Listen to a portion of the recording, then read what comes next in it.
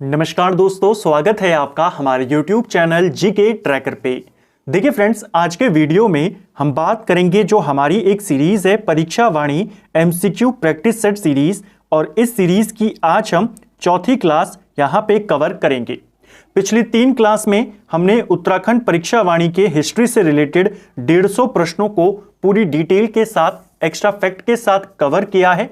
आज के वीडियो में 150 से आगे चलेंगे और 50 प्रश्न और यहां पर कवर करेंगे, जिससे आपके टोटल नंबर ऑफ क्वेश्चंस हो जाएंगे 200 इस सीरीज के अंदर।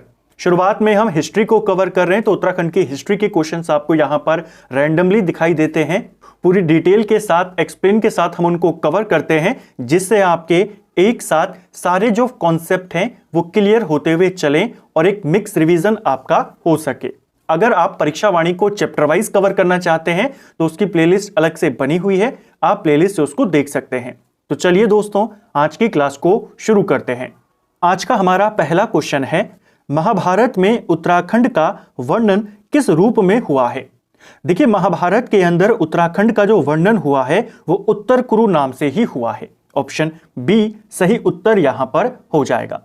उत्तराखंड को प्रॉपर अगर पूछेगा तो इतरे ब्राह्मण में कहा गया है, उत्तर कुरु शब्द हमें वहां देखने को मिलता है, लेकिन महाभारत में भी उत्तराखंड के लिए उत्तर कुरु शब्द का ही इस्तेमाल यहां पर हुआ है। ठीक है, अगर क्वेश्चन बनेगा किस पर्व में, क्योंकि महाभारत में विभिन्न पर्व हैं, क्वेश्चन आता है महाभारत के किस पर्व में उत्तर कुरु और दक्षिण कुरु का वर्णन है, तो यह आपके महाभारत के आदि पर्व में वर्णित किया गया है। ठीक है, नेक्स्ट है, नेपाली राजा उत्तराखंड के विभिन्न क्षेत्रों पर अपने प्रतिनिधि नियुक्त करते थे, उनके प्रतिनिधियों को निम्न में से क्या नहीं कहा जाता था?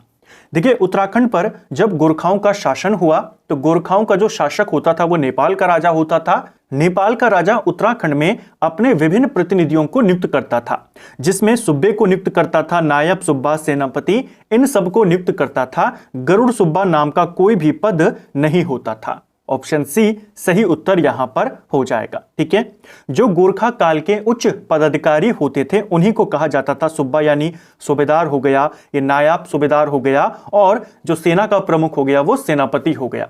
जो प्रमुख प्रशासक कहलाता था कुमाऊं का, क्योंकि शुरुआत में इन्होंने कुमाऊं पर अधिकार किया, बाद में गढ़वाल पर किया, तो जो प्रमुख प्रशासक होता था वो सुब्बा होता था। ठीक है, सुब्बा आप कह सकते हैं आधुनिक राज्यपाल के समान होता था। नेक्स्ट है, नायक समाज सुधार हेतु किस वर्ष नायक बालिका रक्षा कानून पारित किया गया था?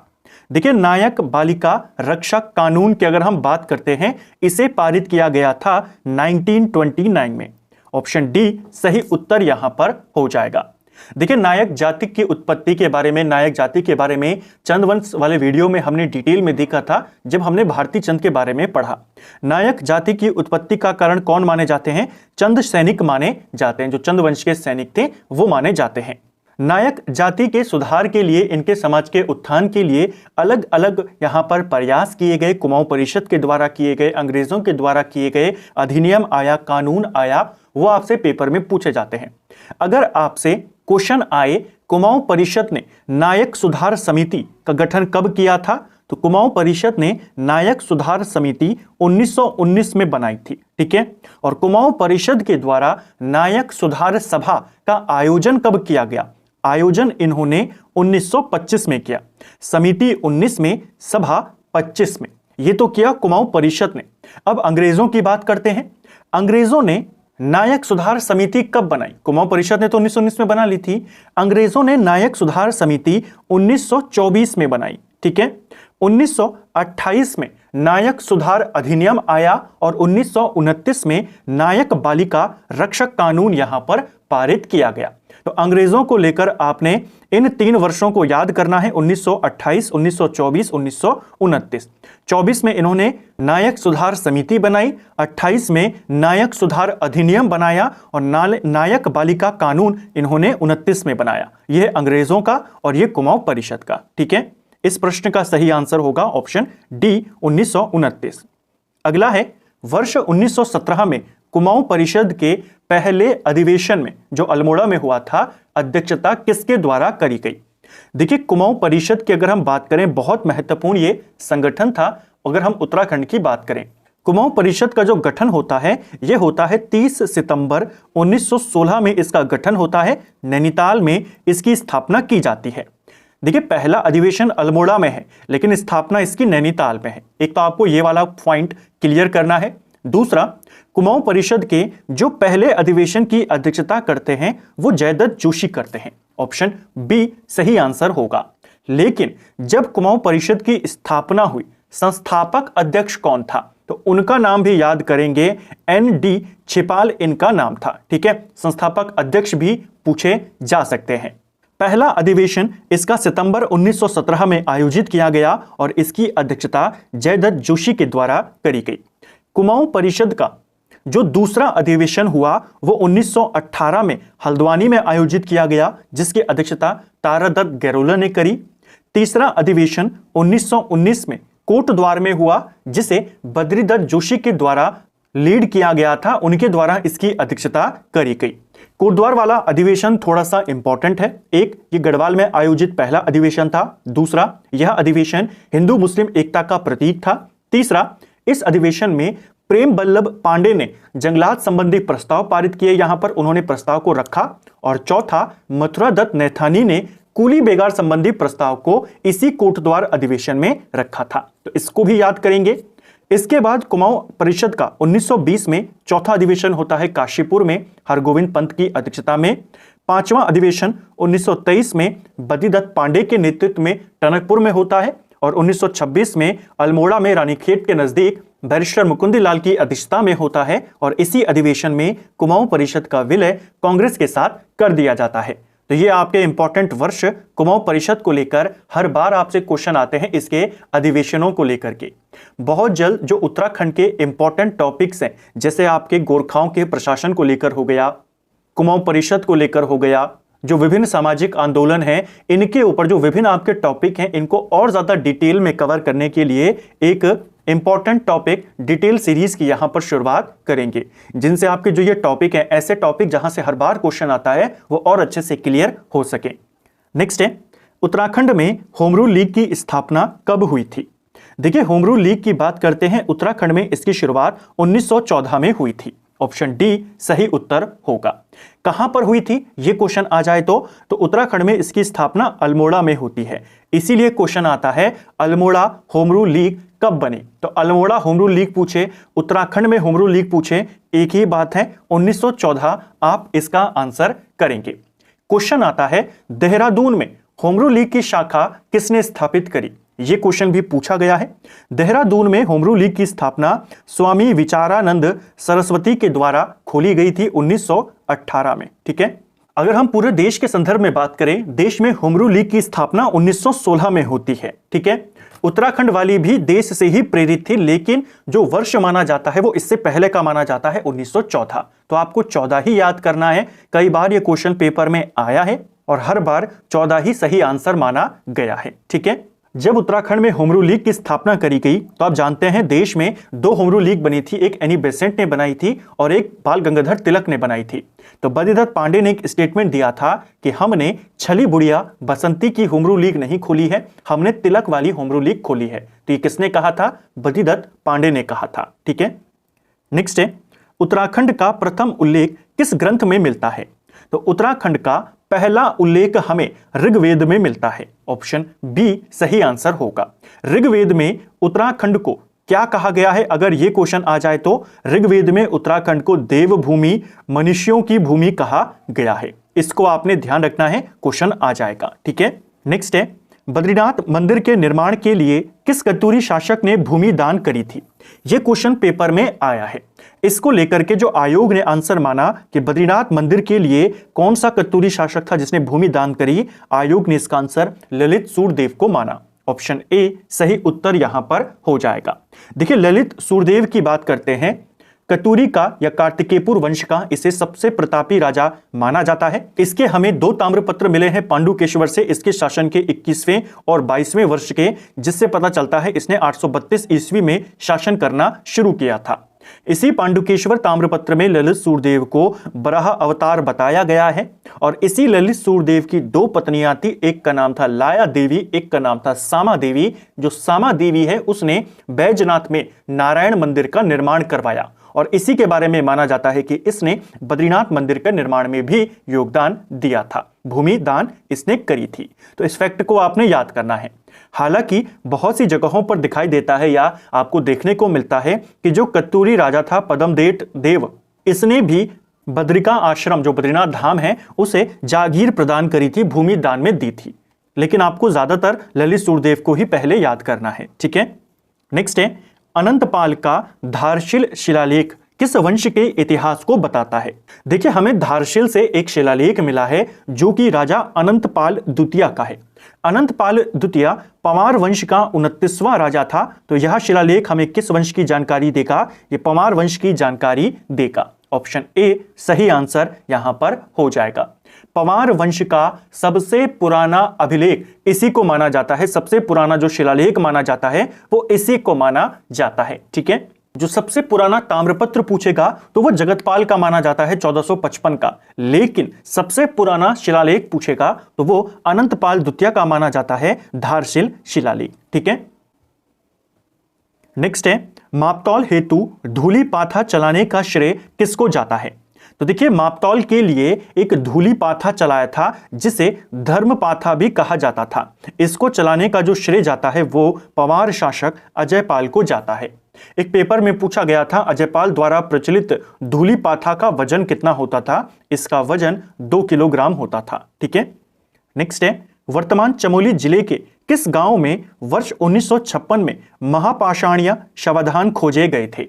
तो चमोली के मलारी गांव से हमें महापाषाणीय शवाधान मिले थे 1956 में। ऑप्शन ए सही उत्तर यहां पर हो जाएगा। इन शवाधानों की खोज किसने करी थी? शिव प्रसाद डबराल ने इनकी खोज करी थी, ठीक है।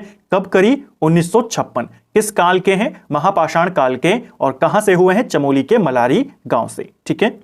नेक्स्ट है, उत्तराखंड राज्य में बहुप्रचलित शब्द गोरख्याली किसका प्रतीक है?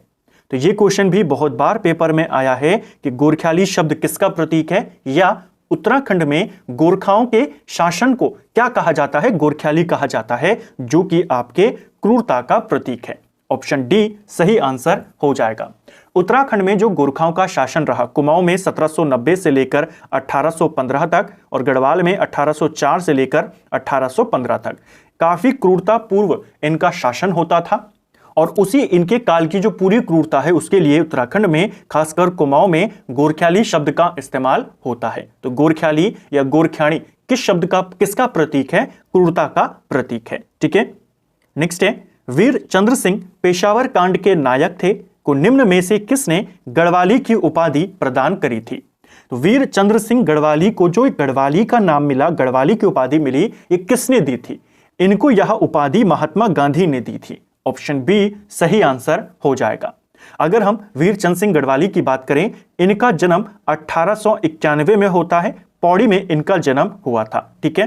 पेशावर कांड के ये नायक थे। पेशावर कांड आपके 23 अप्रैल 1930 में हुआ था। पेशावर के किस्सा खानी बाजार में यह घटना होती है, जहां पर आंदोलनकर्ता जो थे खान अब्दुल गफार खान के नेतृत्व में एक अहिंसक भीड़ थी, यानी शांतिपूर्व वो आंदोलन कर रहे थे।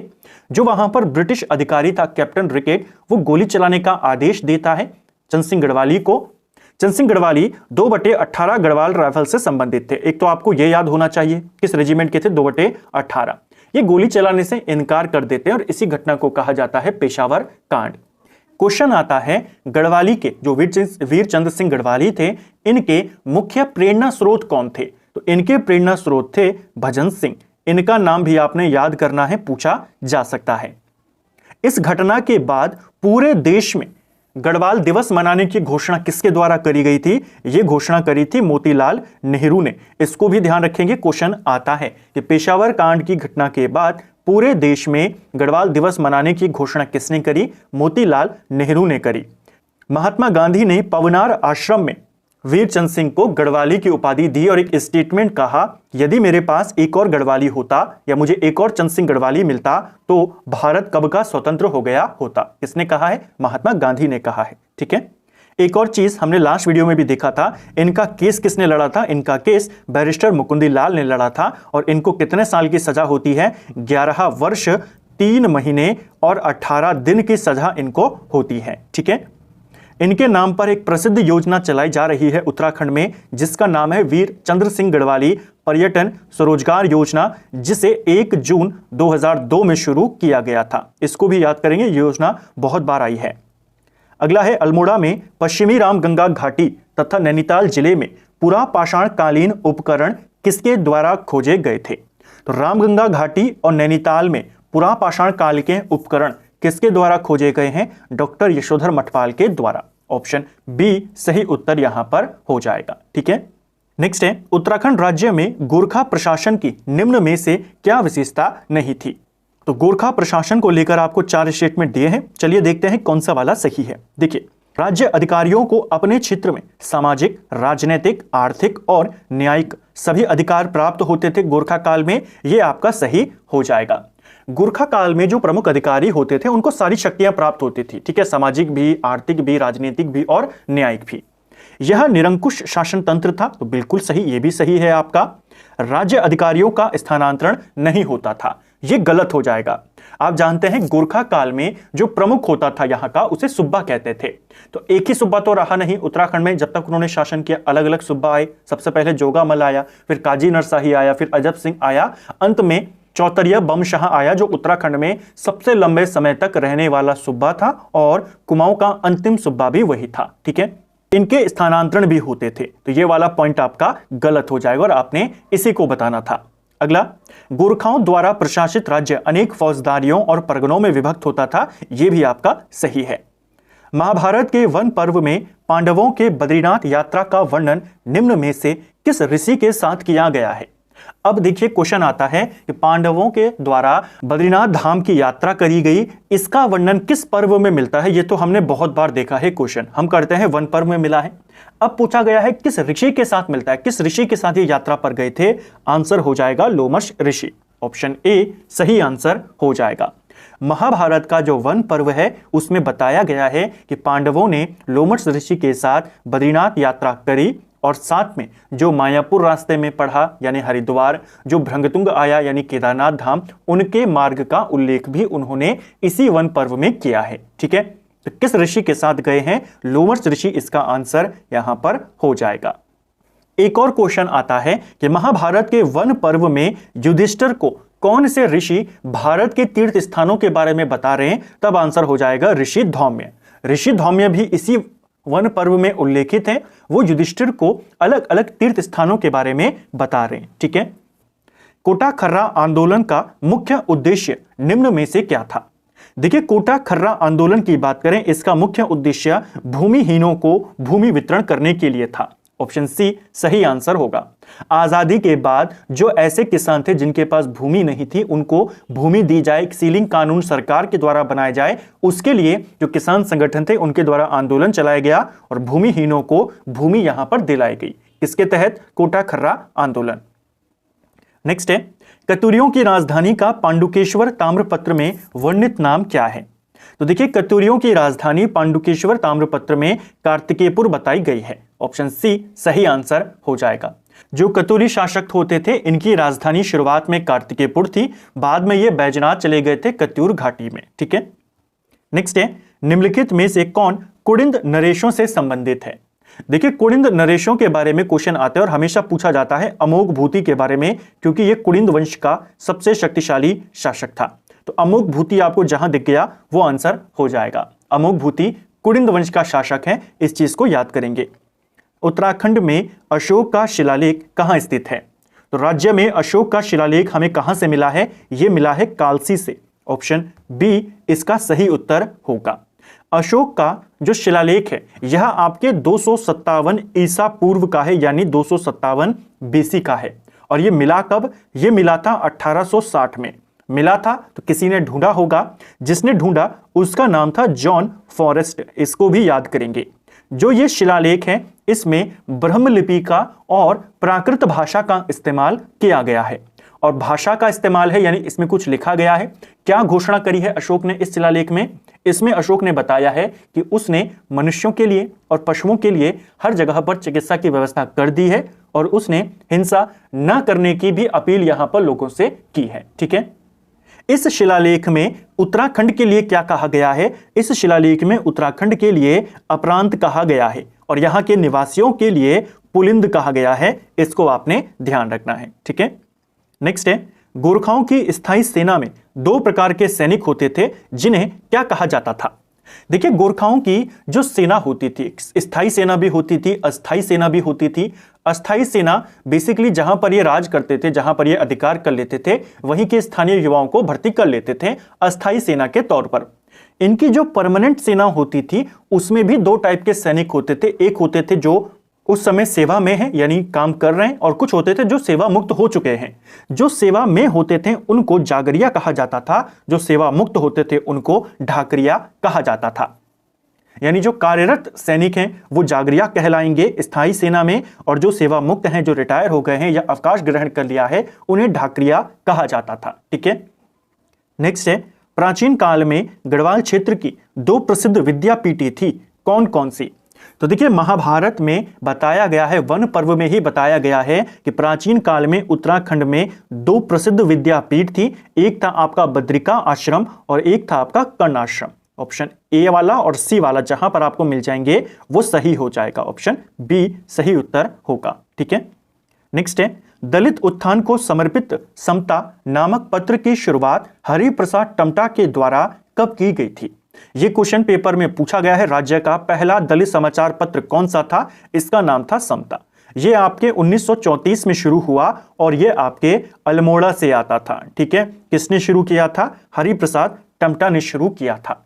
अगले ही साल 1935 में इस पत्र का संचालन कौन करती है? लक्ष्मी देवी टमटा करती हैं, जो उत्तराखंड की पहली दलित महिला पत्रकार मानी जाती है। ठीक है, नेक्स्ट है, ब्रिटिश उत्तरांचल को संयुक्त प्रांत आगरा एवं अवध का अंग निम्न में से कब बनाया गया था? तो ब्रिटिश उत्तरांचल को, जिसमें पूरा कुमाऊं और टिहरी को छोड़कर बाकी पूरा गढ़वाल शामिल था, संयुक्त प्रांत आगरा और अवध में शामिल किया गया था इसे 1902 में। ऑप्शन सी सही आंसर है। उत्तराखंड में देवीधुरा नामक स्थान से महापाषाण कालीन मानव से संबंधित समाधियों की खोज किसने करी थी? तो देवीधुरा से किसने करी है? मल्लारी से तो हमने देखा शिव प्रसाद डबराल ने करी है। देवीधुरा से इन समाधियों की खोज 1856 में होती है। यह उत्तराखंड में खोजी गई पहली पुरातात्विक खोज थी और इसे करने का श्रेय हैनवुड को जाता है। ऑप्शन सी सही आंसर होगा। इसीलिए हैनवुड को उत्तराखंड में पुरातात्विक जनक भी माना जाता है कि पुरातात्विक खनन का जनक उत्तराखंड में कौन है? हैनवुड है। 1856 में इसने ये खोज करी थी। ठीक है, जो यहां से समाधियां मिली हैं हमको, ये कश्मीर से जो हमें मिली हैं, कश्मीर के बुर्ज होम से जो समाधियां मिली हैं, उनके समान इनको माना जाता है। उत्तराखंड में ईस्ट इंडिया कंपनी का आगमन कब हुआ था? प्रीवियस ईयर का क्वेश्चन है। ईस्ट इंडिया कंपनी यानी अंग्रेजों का शासन उत्तराखंड में कब शुरू हुआ? क्योंकि 1814-15 का समय है, अभी ईस्ट इंडिया कंपनी एक्टिव है और उसी के माध्यम से सारे अंग्रेज शासन करते थे। नवंबर 1814 में औपचारिक युद्ध की घोषणा होती है नेपाल के विरुद्ध अंग्रेजों के द्वारा।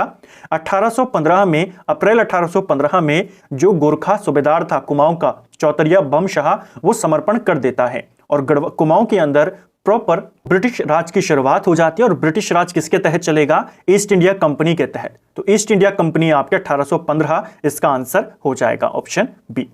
उत्तराखंड के शक्ति त्रिशूल लेख में दो स्थानों पर कौन सी लिपि में लिखा गया है? देखिए, उत्तराखंड से हमें दो त्रिशूल लेख मिले हैं, जैसा हमने कुछ दिन पहले भी देखा था। एक हमें गोपेश्वर के रुद्रशिव मंदिर से मिला है, एक शिलालेख हमें बाड़ाहाट से मिला है, यानी उत्तर काशी से मिला है। जो रुद्रशिव मंदिर से मिला है, जो गोपेश्वर से हमें शिलालेख मिला है, त्रिशूल लेख मिला है, उसमें ब्रह्म लिपि का प्रयोग किया गया है, और जो हमें बाड़ाहाट से मिला है उसमें शंख लिपि का प्रयोग किया गया है। ऑप्शन बी सही उत्तर हो जाएगा। नेक्स्ट है, पेशावर कांड के नायक वीर चंद्र सिंह गढ़वाली ने निहत्थे भारतीय पठानों पर गोली चलाने से कब मना कर दिया था? ऊपर हमने डेट देखी थी 23 अप्रैल 1930। आपको इसी प्रकार डेट्स में कंफ्यूजन करता है, वर्ष उसने सारे बराबर कर देता है और डेट पूछ लेता है। तो 23 अप्रैल 1930 को आपने याद करना है। 1857 की क्रांति के समय कुमाऊं का कमिश्नर कौन था? सिंपल सा क्वेश्चन है, कई बार कवर किया है। जॉर्ज हेनरी रैमजे उस समय कुमाऊं का कमिश्नर था। हेनरी रैमजे कुमाऊं का कमिश्नर 1856 में बनता है और 1884 तक ये कुमाऊं का कमिश्नर रहता है। हेनरी रैमजे किस देश का था? अगर प्रॉपर देश पूछेगा, हेनरी रैमजे आपके स्कॉटलैंड का था, इसको याद करेंगे। इसके समय जो भारत का वायसरॉय था उस समय डलहौजी, 1856 के आसपास डलहौजी था, बाद में कैनिंग आया था। डलहौजी का चचेरा भाई था हेनरी रैमजे।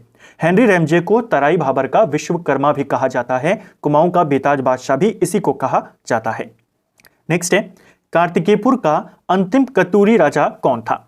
देखिए, कार्तिकेयपुर में शुरुआती जो कार्तिकेयपुर राजा थे, कतूरी राजा थे, वो शासन करते थे। बाद में ये चले गए थे कत्यूर घाटी में बैजनाथ के अंदर। तो कार्तिकेयपुर का अंतिम राजा जो कतूरी राजा था वो आपका सुभिक्षराज देव था। ऑप्शन डी सही उत्तर हो जाएगा। सुभिक्षराज देव के बाद यहाँ के राजाओं ने कत्यूर घाटी में शासन करना शुरू कर दिया था। इस चीज को ध्यान रखेंगे।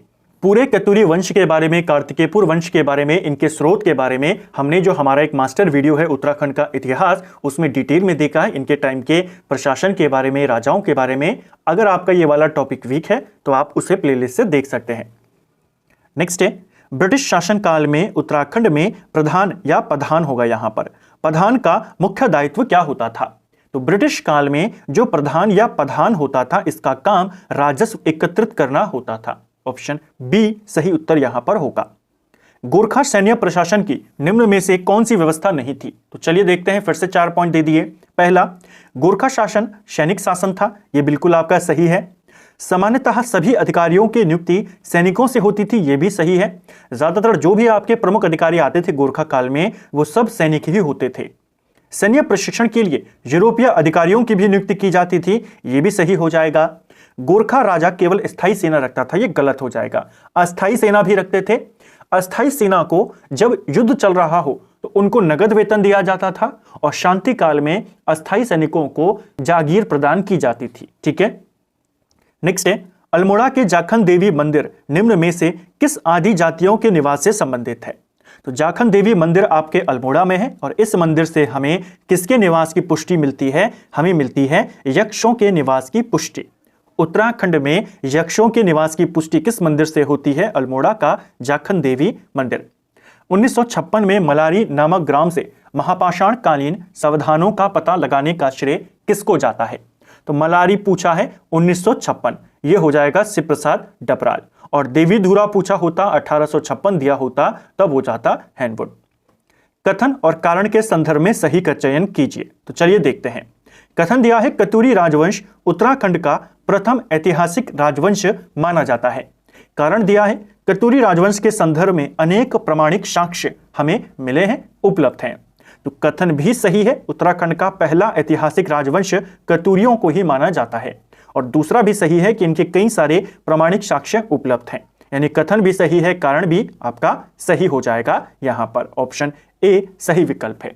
अब देखिए, प्रमाणिक है इसीलिए तो ऐतिहासिक कहा गया है। कुड़िंदों को ऐतिहासिक नहीं कहा जाता। कुड़िंद वंश ने कतूरियों से पहले शासन किया, लेकिन उसे उत्तराखंड का पहला राजनीतिक वंश माना जाता है, क्योंकि उनके बारे में हमें ज्यादा लिखित वर्णन नहीं मिला है। उनकी जानकारी का जो मुख्य स्रोत है वो उनकी मुद्राएं हैं। इतिहास उन्हीं को माना जाता है या ऐतिहासिक उन्हीं को माना जाता है जिनकी हमें लिखित जानकारी प्राप्त हो। इसीलिए कार्तिकेयपुर को उत्तराखंड का पहला ऐतिहासिक राजवंश कहते हैं। ठीक है। कई सारे ताम्रपत्र उनके हमको मिले हैं, बागेश्वर लेख मिला है, पांडुकेश्वर ताम्रपत्र उनका मिला है, कई सारे लेख उनके मिले हैं। नेक्स्ट है, ऐतिहासिक स्थल लाखू उडियार किस नदी तट पर स्थित है? लाखू उडियार आपके अल्मोड़ा में है, सुयाल नदी के तट पर है। ऑप्शन सी सही आंसर हो जाएगा। इसकी खोज एमपी जोशी ने करी थी, 1968 में करी थी। यहां का मुख्य विषय सामूहिक नृत्य है। यहां से हमें 34 मानव और 28 पशुओं की नृत्य करती हुई आकृतियां प्राप्त हुई हैं। ठीक है।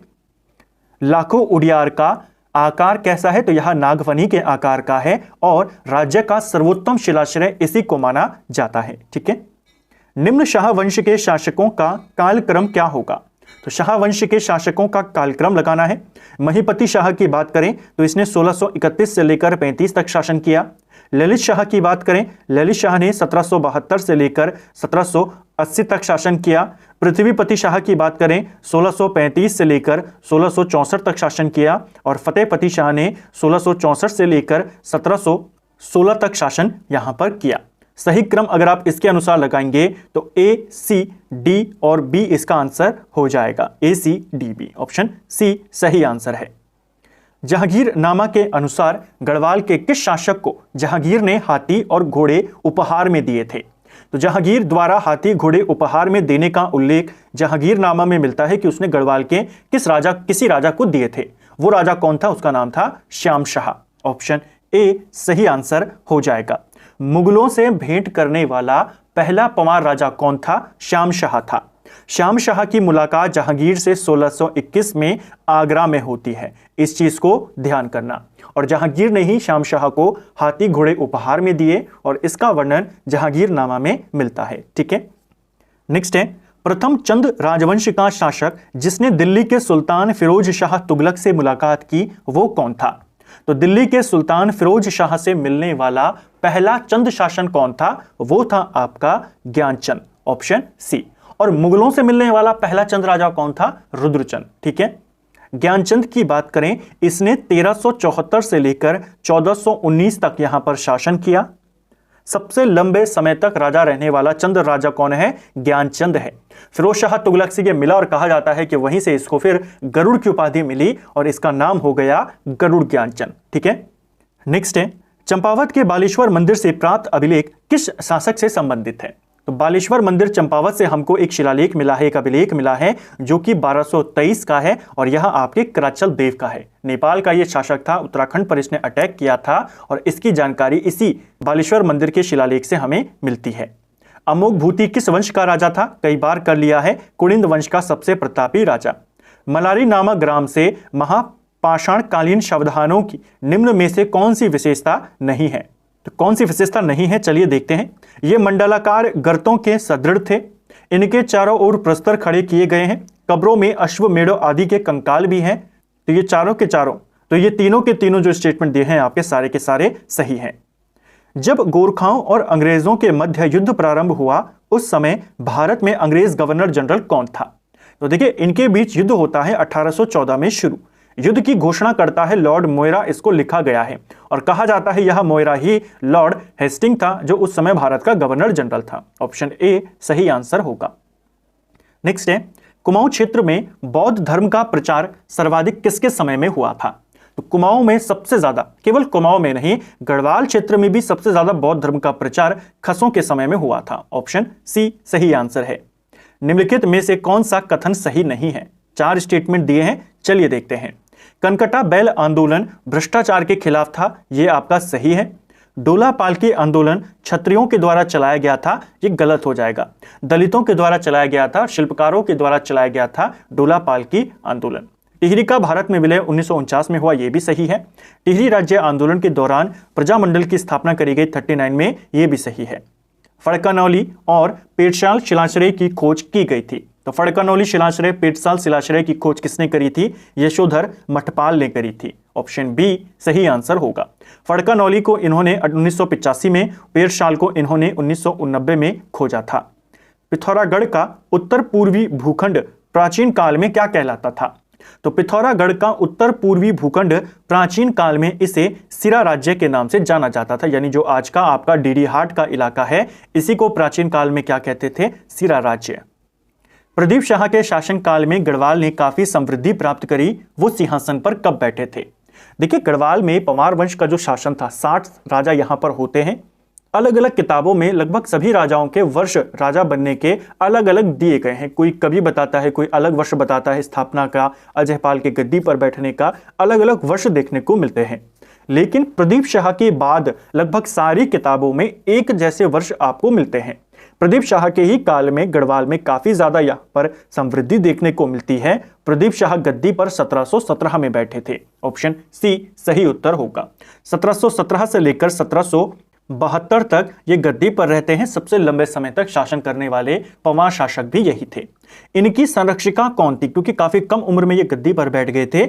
इनकी संरक्षिका का नाम है महारानी कनकदेई, ठीक है, इनकी जो माता थी। और जब तक ये इनकी संरक्षिका के तौर पर काम करती रही, इनके काल को, कनकदेई के काल को ब्लैक पीरियड ऑफ गढ़वाल कहा जाता है। इस चीज को भी ध्यान रखना। नेक्स्ट है, जौनसार क्षेत्र में कितने स्याणा क्षेत्रों का एक सदर स्याणा होता था? जौनसार क्षेत्र में 4 स्याणा क्षेत्रों का मिलाकर एक सदर स्याणा होता था। चंद्र राज्य में नगद प्राप्त किया जाने वाला भूकर क्या कहलाता था? तो चंद राज्य में या चंद शासन काल में जो टैक्स नगद लिया जाता था उसे सिरती कहते थे। ऑप्शन ए सही आंसर होगा। चंद काल के टैक्स के बारे में भी हमने डिटेल में बात करी है हमारे टैक्स वाले वीडियो में। उत्तराखंड टॉपिक वाइज वाली प्लेलिस्ट से आप उसको देख सकते हैं। नेक्स्ट है, राहुल सांकृत्यायन ने निम्नलिखित में से कहां के संविधानों को खसों की समाधियों के रूप में उल्लेखित किया है? यानी किस जगह के संविधानों को राहुल सांकृत्यायन खस जाति से जोड़ते हैं, खसों की समाधियों से जोड़ते हैं? वो है मलारी गांव के। ऑप्शन ए सही उत्तर यहां पर हो जाएगा। इसको भी आपने ध्यान रखना है, क्वेश्चन बन सकता है। तो फ्रेंड्स, ये था हमारा आज का वीडियो जिसमें हमने परीक्षा वाणी प्रैक्टिस सेट सीरीज का आज चौथा क्लास यहां पर कवर किया। 200 प्रश्नों को इतिहास के हम यहां पर प्रैक्टिस कर चुके हैं और सभी को बिल्कुल एक्स्ट्रा फैक्ट के साथ कवर करने का प्रयास करते हैं ताकि आपका एक अच्छे से पूरी प्रैक्टिस भी हो जाए और रिवीजन भी आपका साथ साथ में हो जाए। अगर आप उत्तराखंड को टॉपिक वाइज थ्योरी में या एमसीक्यू में कवर करना चाहते हैं तो दोनों की प्लेलिस्ट अलग अलग बनी है। थ्योरी में भी आपको मिल जाएंगी जिसमें हमने विभिन्न बुक्स को कवर किया है, और एमसीक्यू में भी आपको मिल जाएंगी जिसके अंतर्गत हमने जिला सीरीज को भी चलाया था, जिसमें हमने उत्तराखंड की हिस्ट्री को, ज्योग्राफी को, सांस्कृतिक तत्वों को एमसीक्यू के रूप में टॉपिक वाइज कवर किया था। उसे भी आप प्लेलिस्ट से देख सकते हैं। उम्मीद करता हूं आपको आज का वीडियो पसंद आया होगा। अगर आपको ये वीडियो पसंद आया है तो वीडियो को लाइक करें, चैनल पर नए हैं तो सब्सक्राइब करें, अपने दोस्तों के साथ शेयर करें। वीडियो आपको कैसा लगा कमेंट बॉक्स में हमें जरूर बताएं। Thank you friends.